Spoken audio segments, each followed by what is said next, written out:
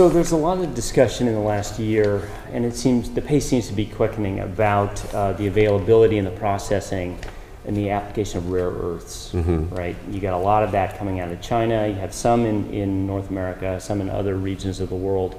Give us a little perspective on what's going on there.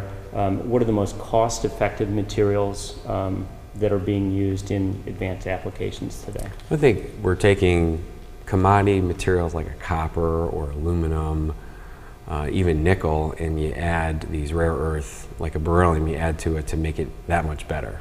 You don't need a lot of quantity to make a copper alloy a lot better. Maybe you would add a weight percent of 0.3 to 2% with copper, and you have a completely different material than if you just have pure copper.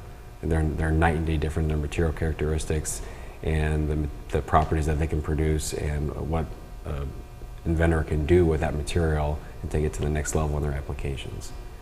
So I think for the United States, it's just taking those resources that we have, because there's only two beryllium mines in the world. One of them is here in western United States, the other one's in Russia. So it's used for electronic applications, but it's also used for defense type applications as well. But what we're finding, even with precious metals like gold, silver, some of the things that you may see more often that are used, and you don't need a lot of it to make a big impact. True. And other thing we can do is combine materials in various ways. Like, for example, putting inlay clad materials into other materials, like putting silver into a copper alloy, for example, to give a high conductivity spot on a particular connector and still have a strong copper spring base metal.